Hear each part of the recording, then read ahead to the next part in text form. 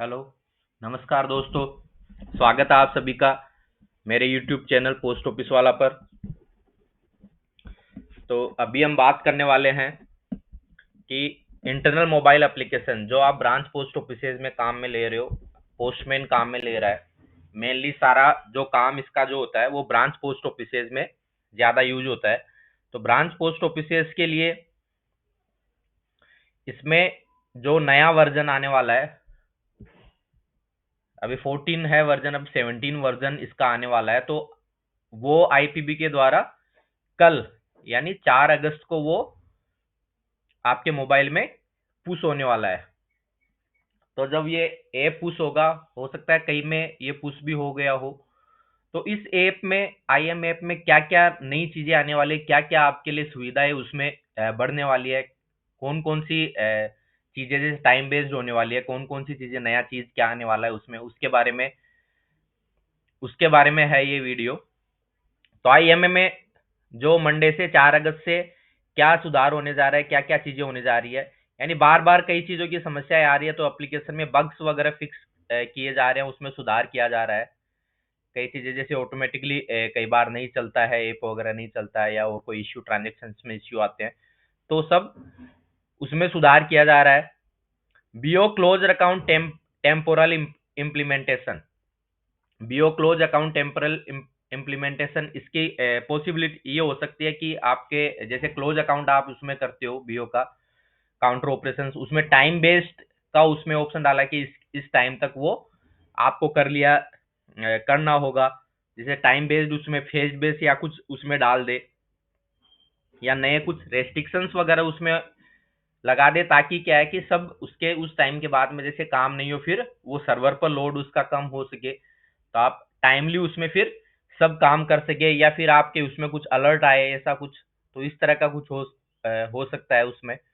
CBS data fetch में सुधार करने के लिए मिडल लेयर उसमें सीबीएस डाटा फेच करने के लिए मिडल लेयर बनाई गई है। मिडल लेयर का मतलब ये हो गया कि मिडल लेयर, जैसे मान लो सीबीएस के डायरेक्टली एक तो सर्वर से डाटा फेच होते हैं, तो सर्वर पे लोड रहता है, तो डाटा प्रॉपर्ली टाइमली फेच नहीं होते हैं। तो मिडल लेयर क्या होता है, मिडल लेयर उससे सीबीएस से डाटा लेगी, फिर वो आपको तुरंत आपके लिए डाटा फेच हो जाएंगे, यानी सीबीएस के डाटा फेच करने में ज्यादा परेशानी नहीं होगी, टाइम बाउंड आपके टाइमली डाटा फेच हो जाएंगे, और इजीली जो सिस्टम है वो जैसे क्रेश वगैरह या फिर सिस्टम फेल भी नहीं होगा। कई बार क्या है कि डाटा वगैरह आपके नहीं फेच हो रहे हैं, तो इससे मिडल लेयर से क्या होगा, वो टाइमली आपके डाटा फेच होंगे, डाटा फेच करने में आपको असुविधा नहीं होगी।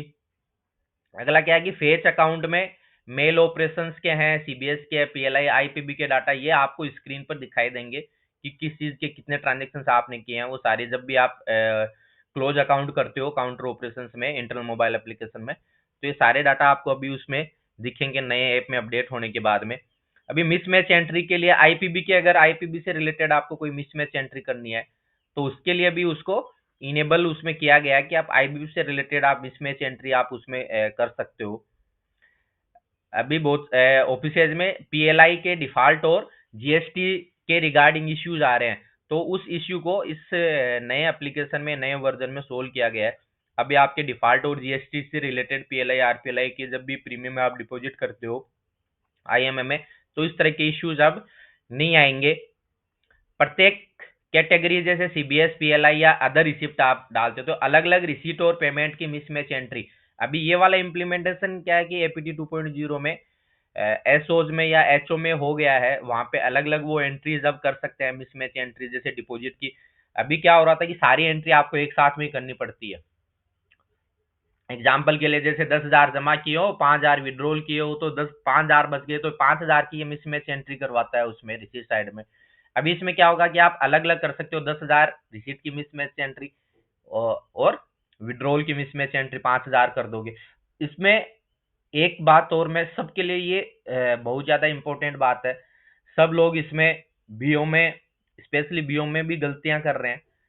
आपको मिसमैच एंट्री कब करनी है, मिसमैच एंट्री तब करनी है जब आपने मान लो सीबीएस के ट्रांजेक्शन किए हैं, एसबी जमा, विड्रॉल, आरडी, टीडी, इसमें इसमें आपने ट्रांजेक्शन किए हैं और वो ट्रांजेक्शन आपके डेली अकाउंट में, बीओ डेली अकाउंट में, ध्यान से सुनिए, बीओ डेली अकाउंट में नहीं आ रहे हैं। जैसे बीओ डेली अकाउंट में ये लिखा हुआ नहीं आ रहा है कि एसबी डिपॉजिट इतना किया आपने, आरडी डिपॉजिट इतना किया, जबकि आपने सीबीएस में ट्रांजेक्शन किए हैं, तब आपको मिसमैच एंट्री करनी होती है। और मिसमैच एंट्री करने के लिए आपके आईएमएम जो कार्ड है वो कैश एंड स्टाम्प का कार्ड है, वहां उस कार्ड में जाकर के आपको मिसमैच एंट्री करनी रहेगी। ये तो मिसमैच एंट्री के लिए हुआ। इसी में मैं एक पॉइंट और ऐड कर देता हूं। कौन सा पॉइंट? कि वॉलेट एडजस्टमेंट आपको कब करना रहेगा भाई। वॉलेट एडजस्टमेंट का ये है कि आपने सीबीएस में मान लो ट्रांजेक्शन किए हैं, सीबीएस में आपने ट्रांजेक्शन कर लिए, लेकिन वो उससे आपका वॉलेट बैलेंस अपडेट नहीं हुआ। आपके डेली अकाउंट में तो पैसे आ रहे हैं, बीओ डेली अकाउंट में वो हेडिंग आ रही है कि एसबी डिपॉजिट, आरडी डिपॉजिट कितने भी, या पीएलआई का किया तो पीएलआई से रिलेटेड आपका आ रहा है, आरपीएलआई से रिलेटेड आ रहा है, लेकिन उससे आपका वॉलेट बैलेंस नहीं बढ़ा है, केस बैलेंस नहीं बढ़ा है। तो उस केस में आपको क्या करना होगा? उस केस में आपको वॉलेट एडजस्टमेंट करना होगा। और बीओ में जो वॉलेट एडजस्टमेंट कहाँ होता है, कौन से कार्ड में होगा? काउंटर ऑपरेशंस में। काउंटर ऑपरेशंस में आप मिसलेनियस ट्रांजैक्शन में जब जाओगे तो वहां पर वॉलेट एडजस्टमेंट का ऑप्शन है। ये आपको केस को बढ़ाने घटाने के लिए है आपका। और एक और बात इसमें छोटी सी और ऐड करूंगा, वो ये है कि आपका केस बैलेंस, केस यानी स्टाम्प में केस बैलेंस तब तक अपडेट नहीं होगा जब तक आप क्लोज अकाउंट नहीं कर दोगे। आप क्लोज अकाउंट करोगे तब भी आपका वॉलेट बैलेंस तो आपका अपडेट हो जाएगा, लेकिन क्लोज अकाउंट करने के बाद में केस बैलेंस अपडेट होगा। यानी इसी के बाद में आपको अगर एसओ को रेमिटेंस करना है पैसा, तो केस बैलेंस में जब तक पैसा नहीं आएगा तब तक आप रेमिटेंस नहीं कर पाओगे। तो जब भी आप रेमिटेंस करो तो क्लोज अकाउंट करने के बाद में ही वो रेमिटेंस आप कर पाओगे, क्योंकि बैलेंस आपका केस बैलेंस में तभी अपडेट होगा। वॉलेट बैलेंस में आपके रहेगा तो आप केस रेमिटेंस नहीं दिखा पाओगे एसओ को या अपने अकाउंट ऑफिस को। तो ये इंपॉर्टेंट बात है, ये आप ध्यान रखिए। और इसमें नया और क्या चीज आ रही है, ये नई चीज, ये बहुत बढ़िया है। अगले, अगर पिछले दिन का वॉलेट बैलेंस आपका अपडेट नहीं हुआ है तो दूसरे दिन जब भी आप डे बिगिन करोगे तो वॉलेट एडजस्टमेंट का ऑप्शन आएगा भाई। सिस्टम आपका आईएम ऐप में आप जब भी डे बिगिन करोगे तो वॉलेट एडजस्टमेंट के लिए बोलेगा कि कल का आपका एक क्लोजिंग बैलेंस ये था, उसमें इतना डिफरेंस था, यानी टीसीबी का, यानी आपका एक जो वॉलेट बैलेंस केस बैलेंस है, अगर उसमें कोई फर्क रह गया है पिछले दिन, आपने मान लो वॉलेट एडजस्टमेंट आपके डेली अकाउंट में सारे फिगर आ गए, लेकिन आपका वॉलेट बैलेंस अपडेट नहीं हुआ है, केस बैलेंस अपडेट नहीं हुआ है, तो सिस्टम दूसरे दिन ऑटोमेटिक ये खुद अपडेट करवा लेगा जब भी आप डे बिगिन करोगे। पीएलआई इनिशियल कलेक्शन के ट्रांजेक्शन को गलती होने पर अपडेट करने का ऑप्शन मिलेगा। जैसे इनिशियल ट्रांजेक्शन आप कर रहे हो, उसमें कुछ गड़बड़ कर दिया आपने, तो उसको वापस से अपडेट करने का ऑप्शन भी आपको मिलेगा, ताकि आप उसमें सुधार कर सको। किसी ने गलती से मान लो उसमें गलत एज सेलेक्ट कर लियो, या फिर गलत और कुछ वो टाइम पीरियड जैसे होता है पॉलिसी का, मैच्योरिटी पीरियड वगैरह वो गलत सेलेक्ट कर लिया हो, ऐसी कुछ चीजें अगर कोई गलती कर दी हो तो उसको अपडेट करने के लिए भी इसमें नए ऐप में ऑप्शन आपको मिलने वाला है। और क्या है, सीबीएस और पीएलआई की टेम्पोरल जो इम्प्लीमेंटेशन है वो किया गया है। इसमें टेम्पोरल इम्प्लीमेंटेशन का मतलब ये हो सकता है कि इसमें डेट जो रेस्ट्रिक्शंस कुछ हो, या फिर टाइम बाउंड आपका हो।